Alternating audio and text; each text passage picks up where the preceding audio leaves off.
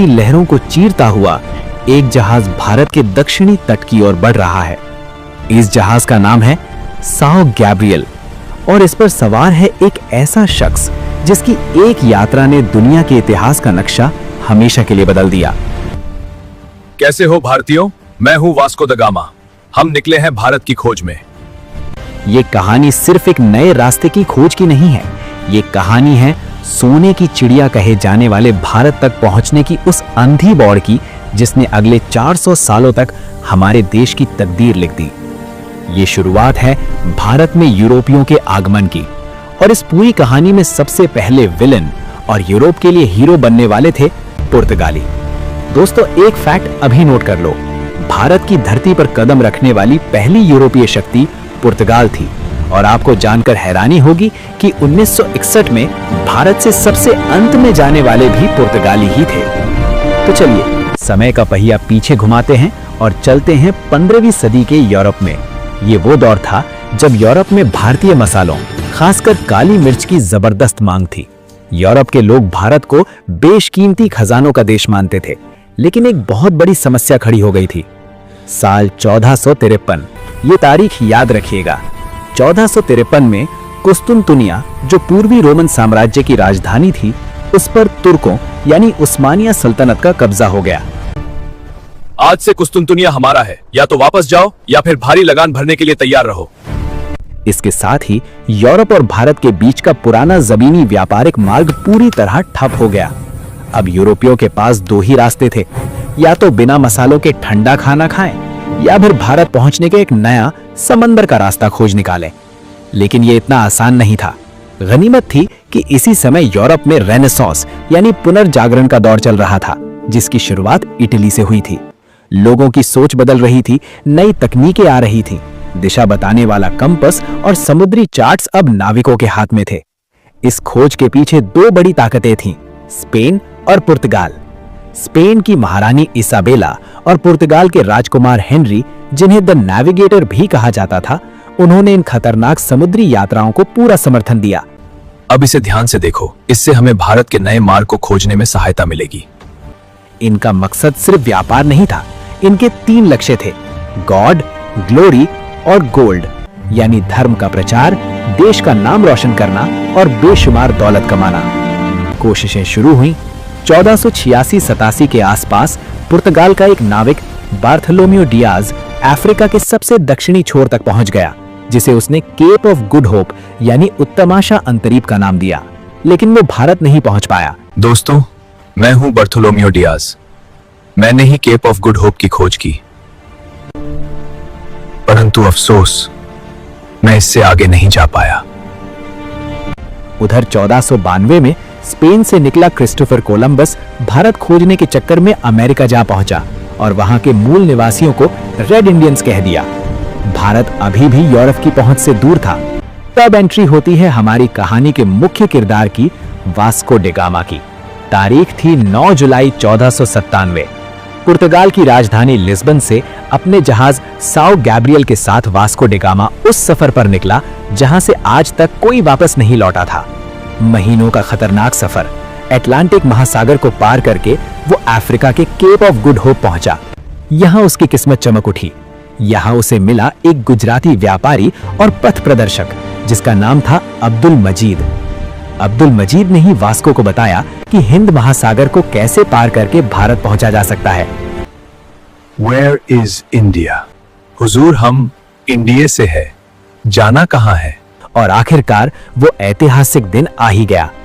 20 मई 1498 Vasco da Gama का जहाज भारत के केरल राज्य में कालीकट, जो आज कोझिकोड जिले में है, के पास एक कप्पड़ नाम के एक गांव के तट पर लगा। भारत के लिए ये एक सामान्य दिन था, लेकिन यूरोप के लिए ये सबसे बड़ी खोज थी। कालीकट के हिंदू राजा, जिनकी पैतृक उपाधि जमोरिन थी, उन्होंने वास्को का स्वागत किया। वास्को ने राजा को कुछ तोहफे दिए, कांच की मालाएं, सस्ते कपड़े और शहद। लेकिन भारत जैसे अमीर देश के राजा के लिए ये तोहफे बहुत तुच्छ थे।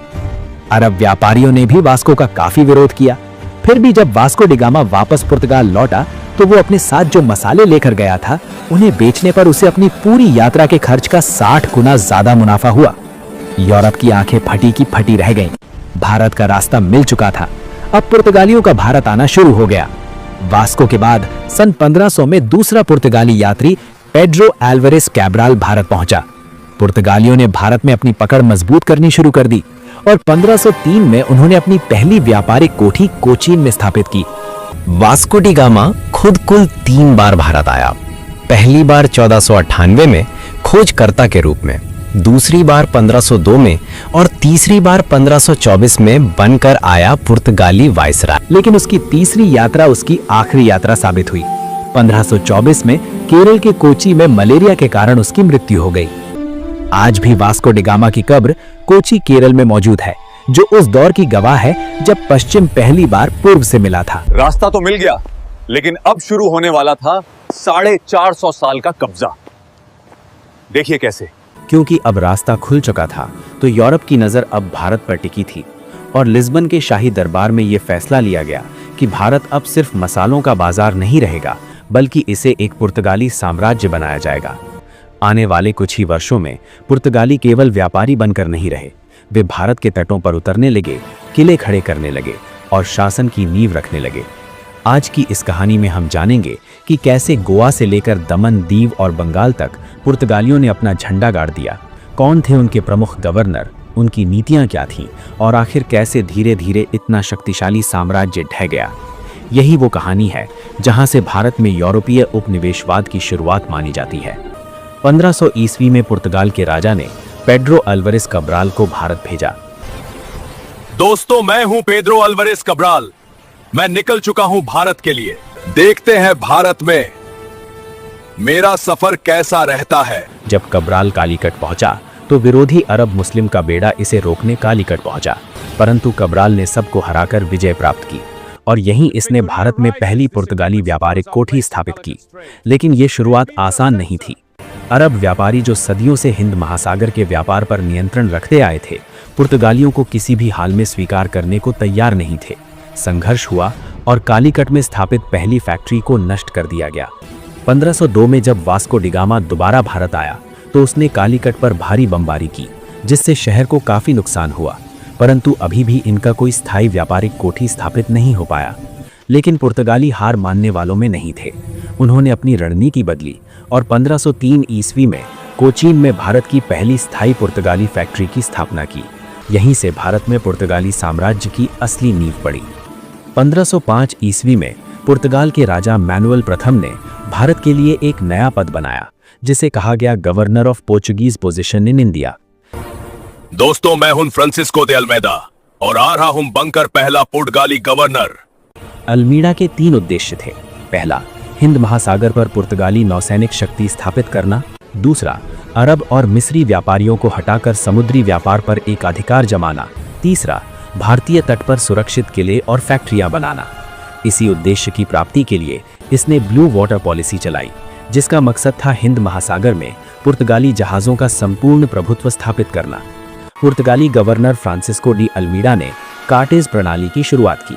ये एक समुद्री पास लाइसेंस प्रणाली थी, मतलब कोई भी जहाज हिंद महासागर में बिना पुर्तगालियों की अनुमति के नहीं चल सकता था। जल्दी करतेज दिखाओ वरना तुम्हारा सब सामान लूट लिया जाएगा। कार्टेज पुर्तगाल की तरफ से जारी किया गया समुद्री पास था। कार्टेज पर लिखा होता था जहाज का नाम, कप्तान का नाम, जहाज में कितना सामान है, कहां से कहां जाएगा, कब लौटेगा। कार्टेज ना होने पर पुर्तगाली नौसेना जहाज को रोककर सामान लूट लेती, जहाज को जला देती, कप्तान और नाविकों को कैद या मार देती। चोल का युद्ध, बैटल ऑफ चोल, 1508 ईस्वी। इस युद्ध में एक तरफ था लॉरेंजो डी अल्मीडा यानी फ्रांसिस्को डी अल्मीडा का बेटा, दूसरी तरफ थी ममलूक सुल्तान, गुजरात के सुल्तान महमूद बेगड़ा और अरबों की संयुक्त सेना। ममलूक और गुजरात की संयुक्त नौसेना ने अचानक हमला किया। पुर्तगालियों ने जमकर लड़ाई की, लेकिन लॉरेंजो डी अल्मीडा युद्ध में मारा गया। जब फ्रांसिस्को डी अल्मीडा को पता चला कि उसके बेटे की मौत चोल के युद्ध में हुई है, तो उसने कसम खाई, मेरे बेटे के मौत का बदला समुद्र में लिया जाएगा, छोड़ूंगा नहीं। अगले युद्ध यानी बैटल ऑफ दीव, जो 1509 ईस्वी में हुआ, एक तरफ था फ्रांसिस्को डी अल्मीडा, दूसरी तरफ थे विरोधी गठबंधन, ममलूक सुल्तान, गुजरात के सुल्तान महमूद बेगड़ा, कालीकट के राजा का जमोरिन और अरब व्यापारी। दीव के पास पुर्तगाली बेड़े ने संयुक्त अरब गुजराती ममलूक बेड़े को घेर लिया। पुर्तगालियों के युद्धपोत तोपों से लैस थे, जबकि विरोधी बेड़ा अधिक संख्या में था, पर आधुनिक हथियारों की कमी थी। अल्मीड़ा ने लगातार कैनन फायर किया, आग लगाने वाले प्रोजेक्टाइल दागे, विरोधी बेड़ा टूट गया। संयुक्त बेड़ा पुर्तगाली तोपों के सामने जमींदोज हो गया। कई जहाज जलकर डूब गए, बाकी भाग गए। युद्ध का परिणाम हुआ कि पुर्तगाल की ऐतिहासिक जीत हुई। अरब गुजरात ममलूक गठबंधन पूरी तरह समाप्त हुआ। हिंद महासागर पर पुर्तगाल का पूर्ण नौसैनिक प्रभुत्व स्थापित हो गया। 1509 में अल्मीड़ा अपने देश लौट रहा था, लेकिन अफ्रीका के तट केप ऑफ गुड होप के पास खोई जनजाति के हमले में मारा गया। 1509 ईस्वी में अल्मीड़ा के जाते ही पुर्तगाल से भारत आया अगला गवर्नर अल्फोंसो डी अल्बुकर्क। मैं हूं अल्बुकर्क। मेरे काम को देखते हुए भारतीय मुझे वास्तविक संस्थापक मानते हैं। इसका ध्यान समुद्र पर नहीं, बल्कि भारत की धरती पर किले, कब्जे और स्थायी साम्राज्य स्थापित करने पर था। अल्बुकर्क का पहला बड़ा कदम था 1510 में गोवा पर कब्जा करना। उसने गोवा पर आक्रमण कर बीजापुर के आदिल शाह को हराया और उसे अपने साम्राज्य में मिला लिया। गोवा भारत में पुर्तगाल की राजधानी बना। यही जगह आगे आने वाले 450 सालों तक पुर्तगाली शक्ति का केंद्र रही। अल्बुकर्क ने सिर्फ भारत पर नहीं, पूरे एशिया पर नजर रखी। 1511 में मलक्का मलेशिया पर विजय प्राप्त की। मसाला व्यापार का पूरा रास्ता पुर्तगाल के हाथ में था। अब हिंद महासागर से लेकर चीन तक पुर्तगाल का झंडा लहराने लगा। 1515 में उसने ममलूकों को हराकर हुर्मुज पर कब्जा किया। पर्शियन गल्फ की सबसे रणनीतिक जगह हुर्मुज ही थी। यहाँ कब्जा मतलब अरब और फारस दोनों का व्यापार पुर्तगाल के नियंत्रण में आना। भारत में इसने बंगाल, हुगली, बालासोर पर कब्जा कर लिया। उसके विजयनगर साम्राज्य के कृष्णदेवराय के साथ मैत्रीपूर्ण संबंध थे। दोनों के दुश्मन एक ही थे, यानी दक्कन सुल्तान।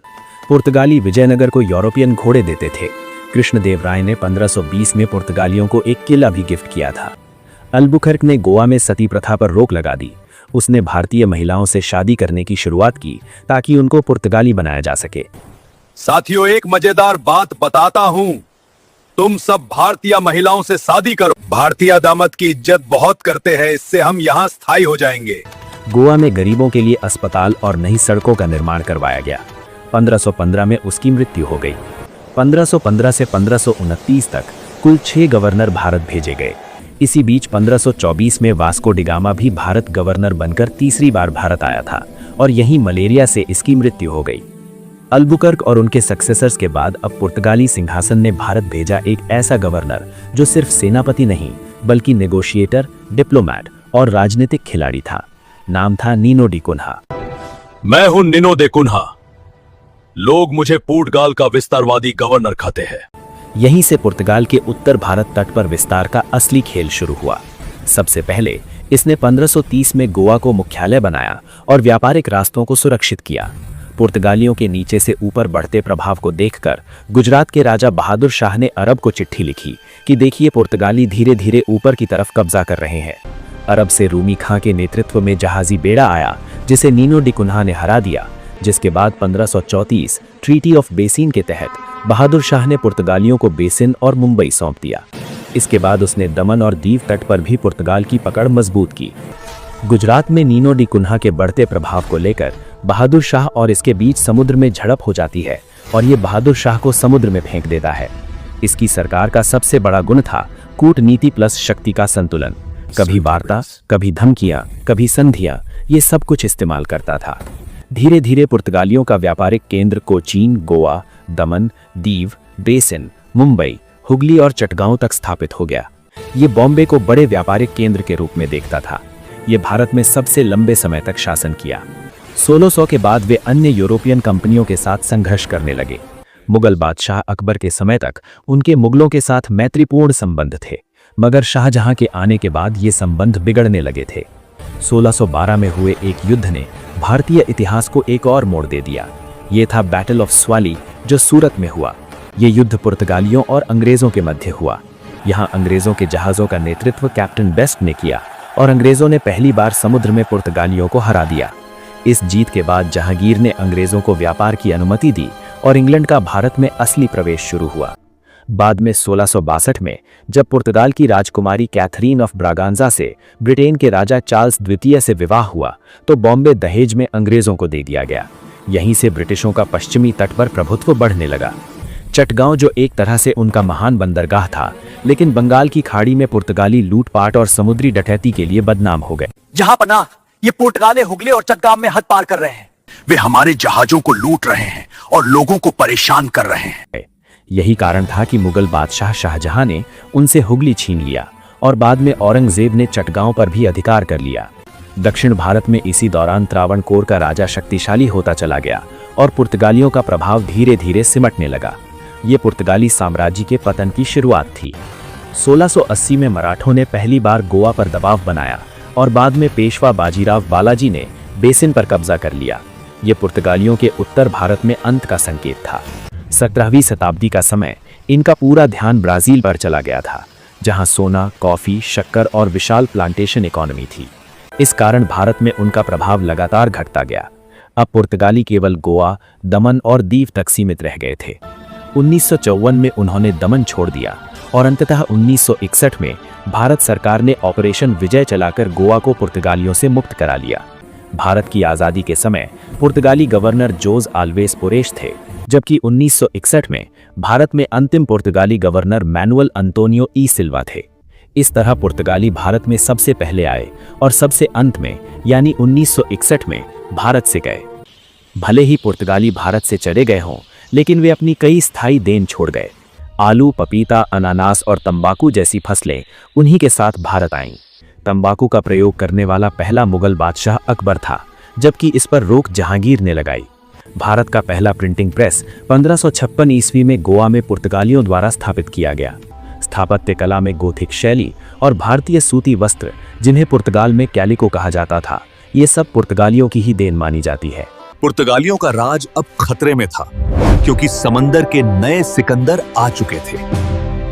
डच तोपें और तलवारें बहुत देख लीं।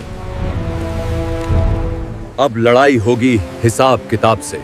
दोस्तों, पुर्तगालियों की तोपों और तलवारों के बाद अब भारत के समुद्री रास्तों पर एक नई ताकत उभरने वाली थी।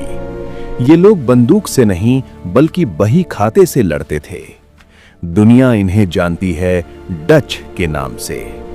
जहां पुर्तगाली सिर्फ ताकत पर भरोसा करते थे, वहीं डच एक नई और खतरनाक सोच लेकर आए थे। राज करो लेकिन व्यापार के जरिए। और यहीं से शुरू होती है भारत में डच साम्राज्य की वो कहानी जो शोर से नहीं, रणनीति से लिखी गई थी।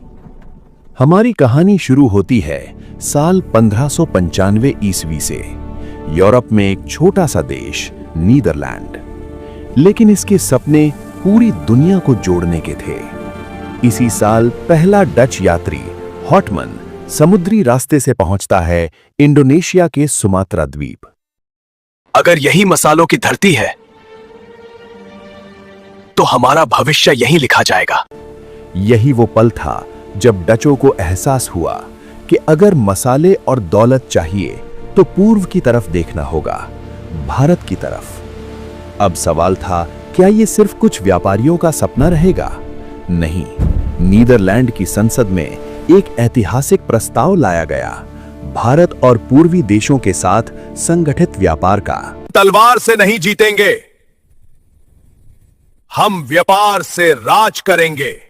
और फिर साल 1602 ईस्वी में इतिहास ने करवट ली। 1602 में जन्म हुआ दुनिया की सबसे ताकतवर कंपनी का। नाम था यूनाइटेड ईस्ट इंडिया कंपनी, जिसे हम जानते हैं डच ईस्ट इंडिया कंपनी के रूप में। इसका आधिकारिक नाम था वेरिंगडे ओस्ट इंडीज कंपनी यानी VOC।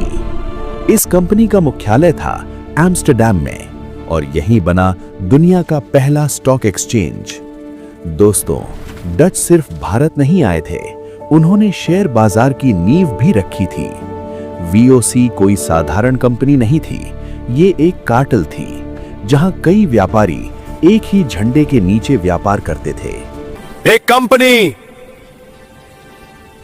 जो पूरे समंदर को नियंत्रित करेगी।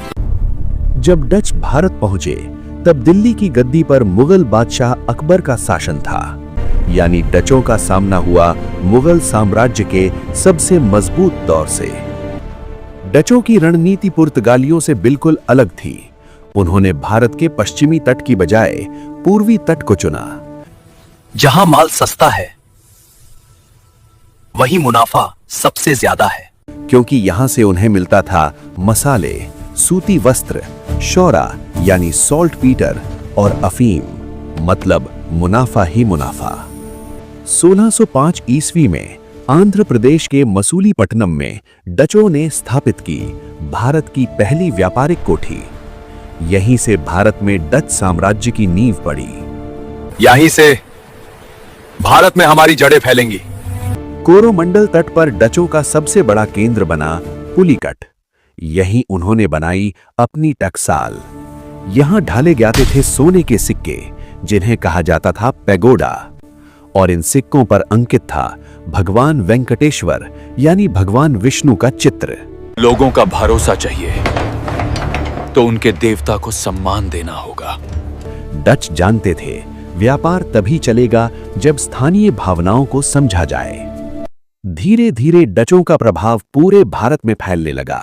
1610 में नागपट्टनम और पुलिकट, 1616 में सूरत, 1627 में पिपली, 1632 में पटना, 1650 में कासिम बाजार और 1653 में चिंसुरा। अब हर रास्ता हमारे व्यापार से जुड़ चुका है। खास बात यह है कि पटना में उनकी कोठी आज के पटना कॉलेज के भवन में थी। इसके बाद 1663 में डचों का व्यापार पहुंचा कोचीन तक। लेकिन हर साम्राज्य का एक पतन भी होता है। डचों के पतन की शुरुआत हुई दक्षिण भारत से। साल 1741 ईस्वी त्रावणकोर के राजा मार्तंड वर्मा और डचों के बीच एक निर्णायक युद्ध हुआ। इसे कहा जाता है कोलाचेल का युद्ध। ये लड़ाई व्यापार की नहीं, अब ये अस्तित्व की लड़ाई है।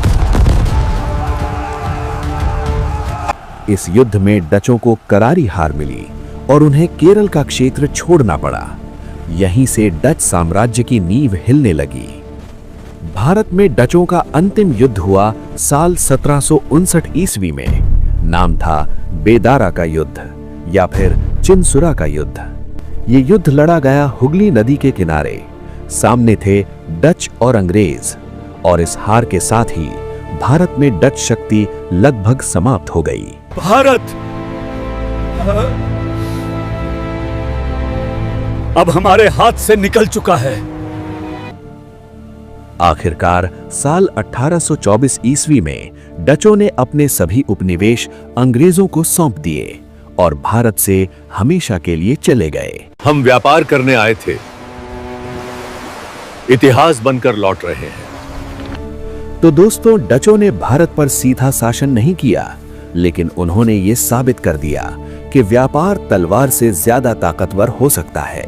डच तो सिर्फ एक ट्रेलर थे, अब आ रहे थे वो जिन्होंने पूरे हिंदुस्तान की तकदीर लिख दी। समंदर किसी एक राजा का नहीं होता, जो उसे पार करने की हिम्मत रखता है वही इतिहास लिखता है। नए रास्ते हमें नक्शों में नहीं मिलती, उन्हें अपने खून, पसीने और साहस से बनाना पड़ता है। साल 1577। अगर उस समय दुनिया का नक्शा सामने रखा जाए तो इंग्लैंड आज के जैसे किसी साम्राज्य की तरह नहीं दिखता। वो बस एक छोटा सा द्वीप था। कमजोर नौसेना, सीमित व्यापार और यूरोप की बड़ी ताकतों की छाया में जीता हुआ देश। लेकिन उस छोटे से देश की आंखों में सपने बहुत बड़े थे।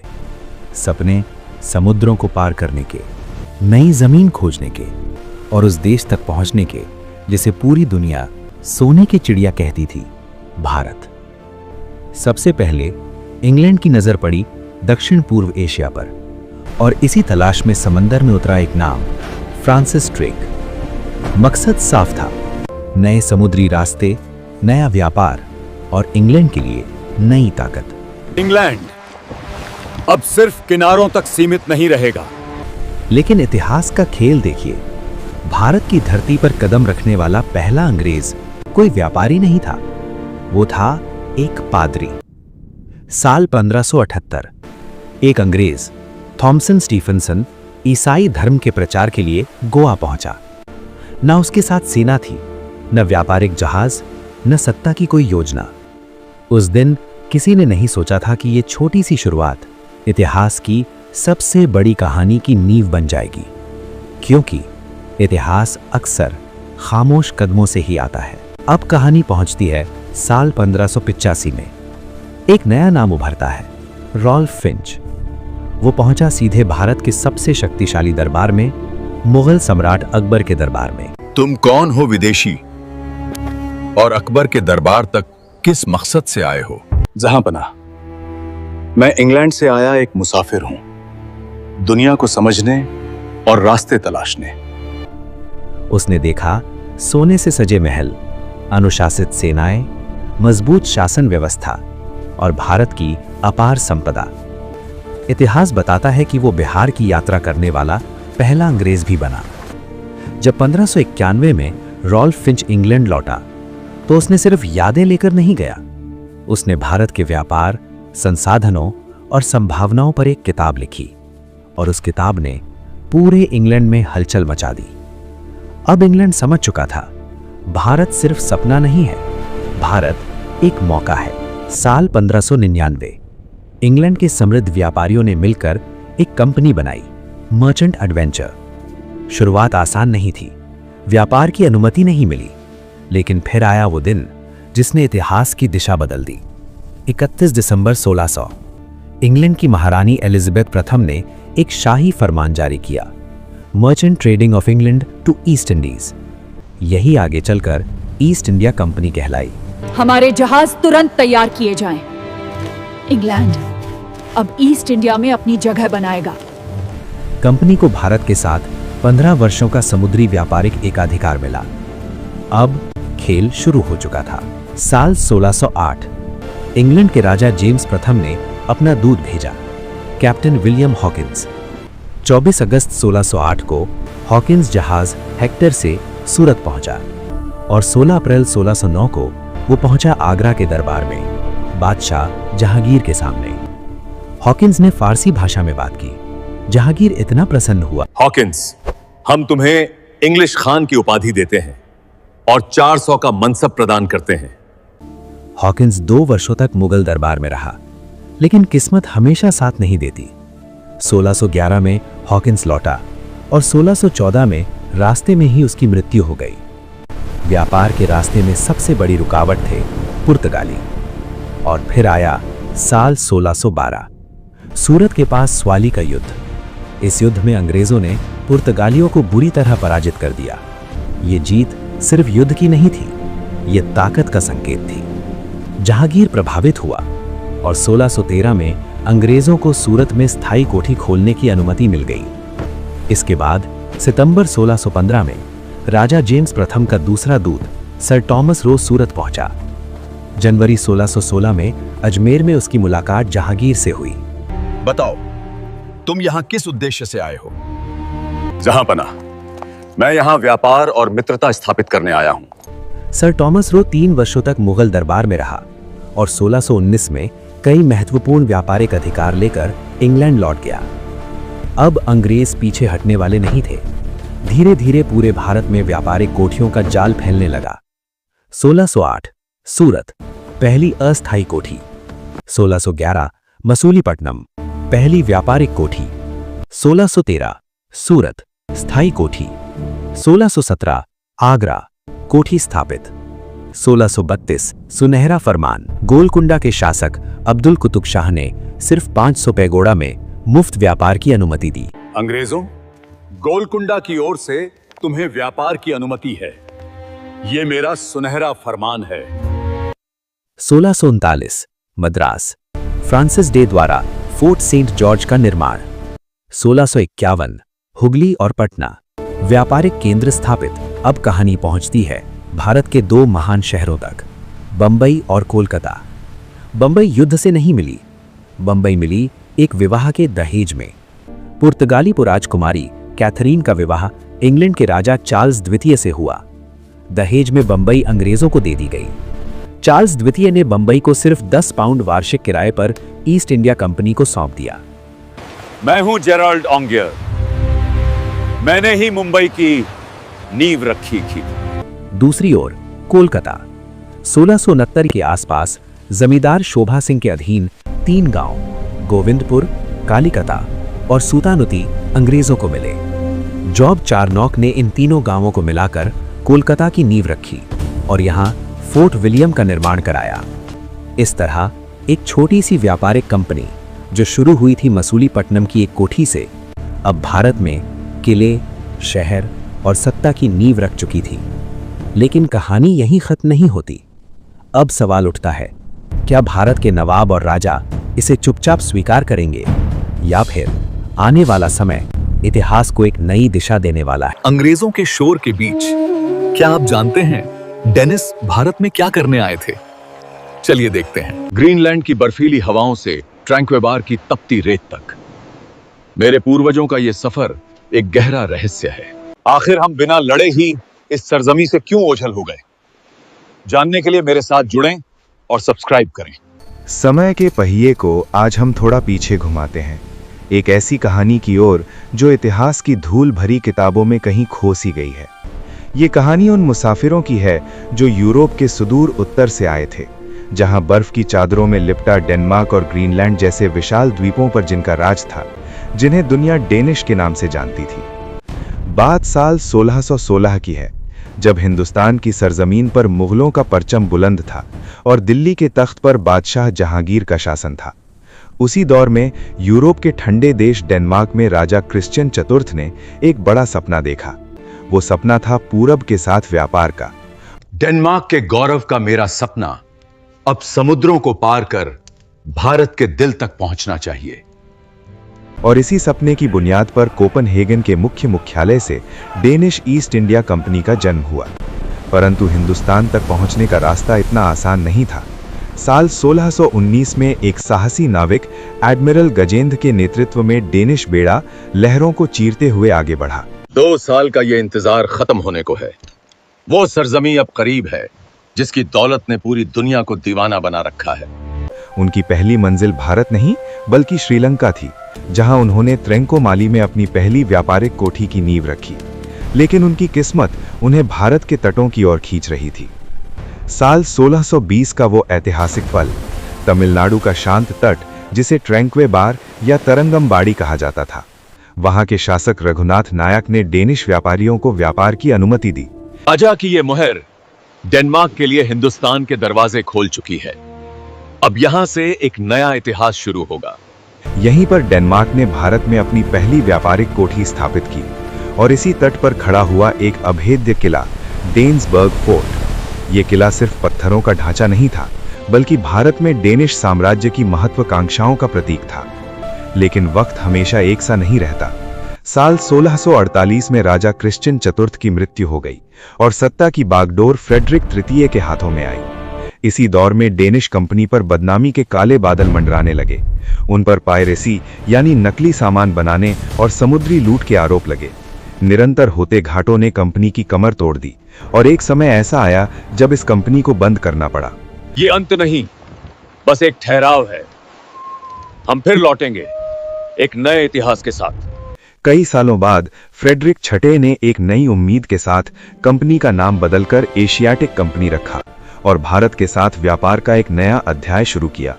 साल 1670 में केरल का इवाटोर, फिर 1755 में बंगाल का श्रीरामपुर और 1756 में निकोबार द्वीप समूह, जिन्हें उन्होंने फ्रेडरिक द्वीप का नाम दिया, ये सब डेनिश व्यापार के नए केंद्र बने।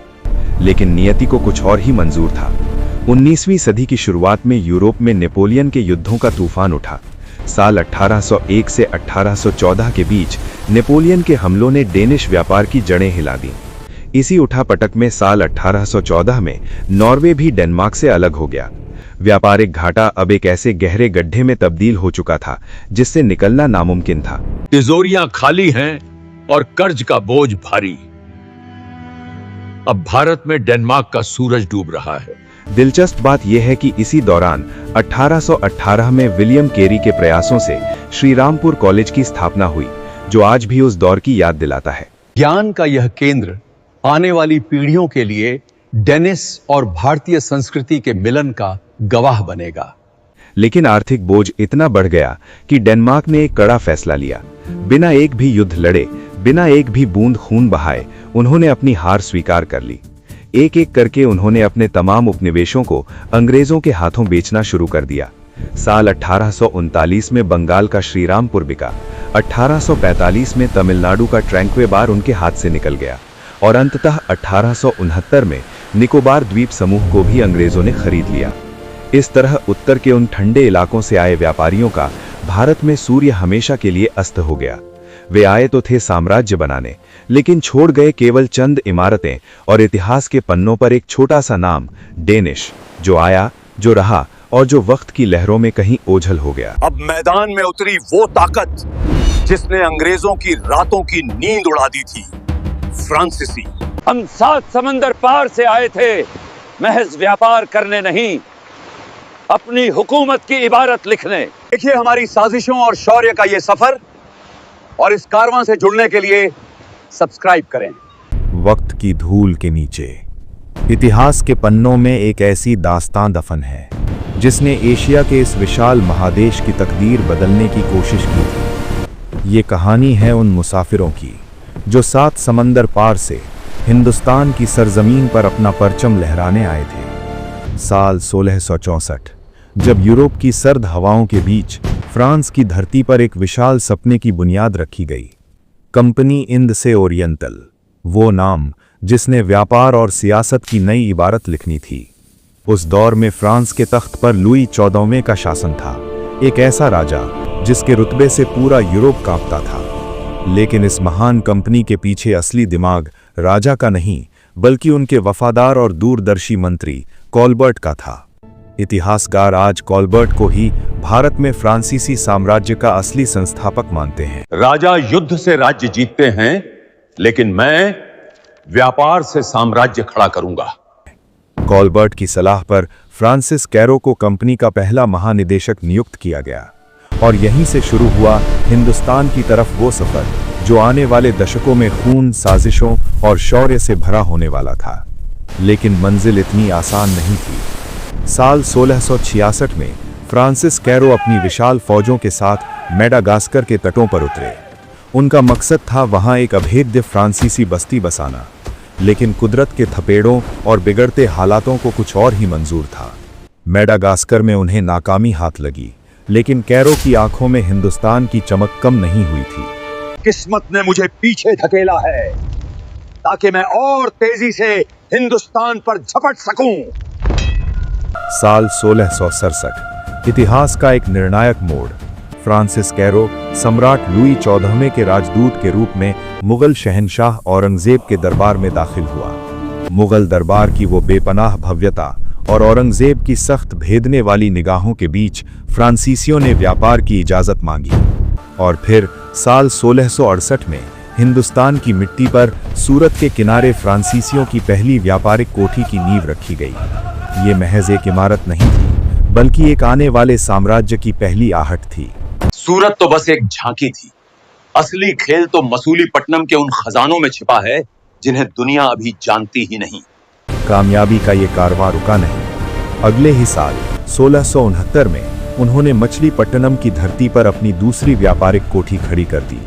लेकिन अभी उस नायक का आना बाकी था जिसने फ्रांसीसी शक्ति को एक नई पहचान दी।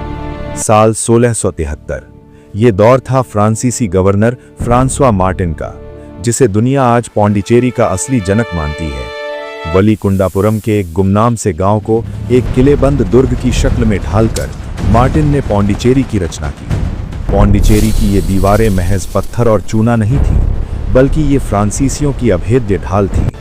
साल 1701 तक आते आते यही पौंडीचेरी भारत में फ्रांसीसी साम्राज्य का धड़कता हुआ मुख्यालय, यानी उनका मुख्य मुख्यालय बन गया।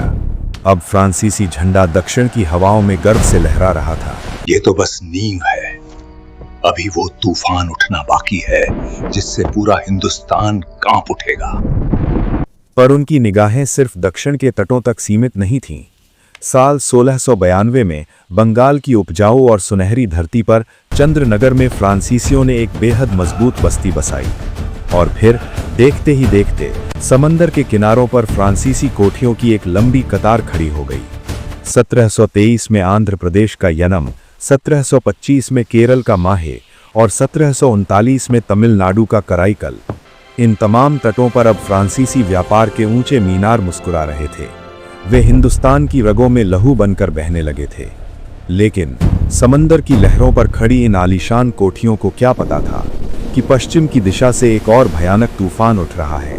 साम्राज्य खड़ा करना आसान है, उसे बचाए रखना असली जंग है। और वो जंग अब हमारे दरवाजे पर दस्तक दे रही है।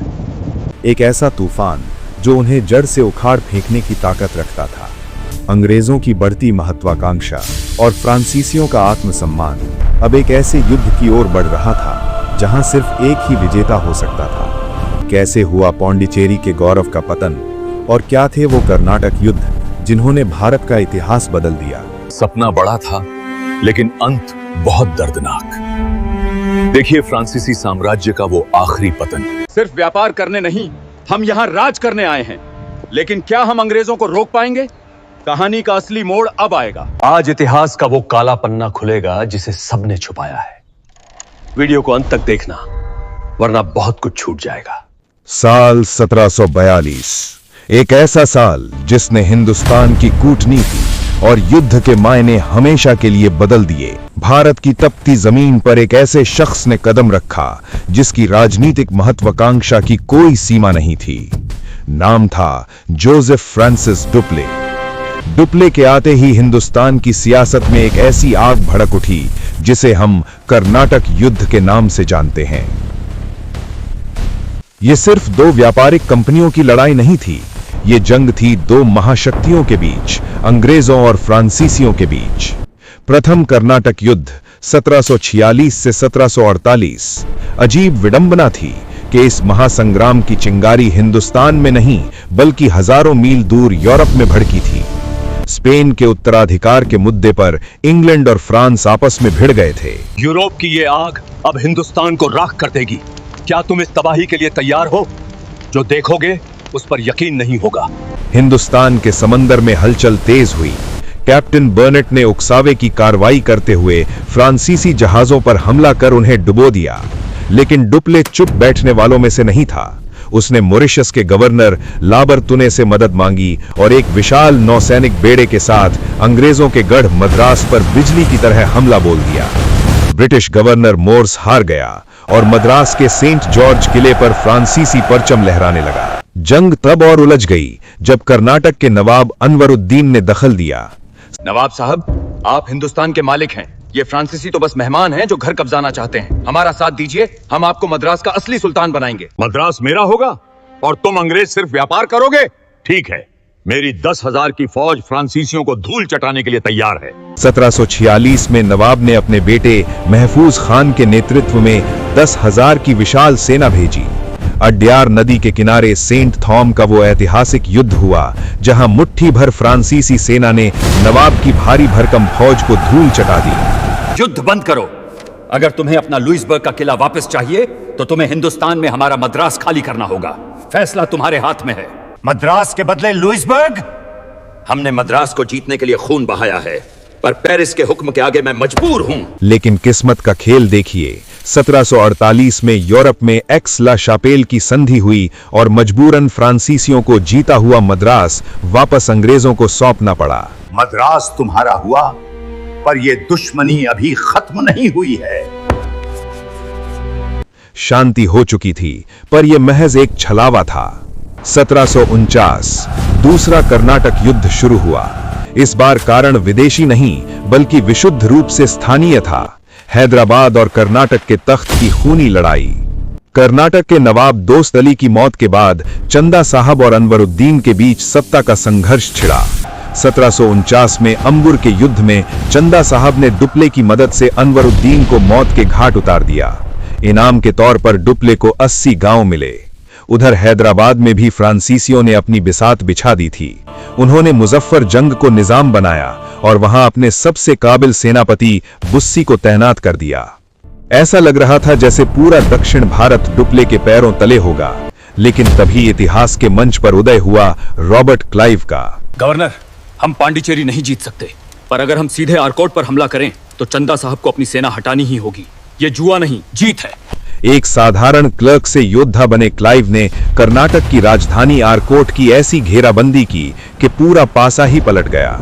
चंदा साहब की सत्ता ढह गई और अंग्रेजों ने अपने मोहरे अनवरुद्दीन के बेटे मोहम्मद अली को नवाब बना दिया। फ्रांस की सरकार लगातार हो रहे आर्थिक नुकसान से तंग आ चुकी थी।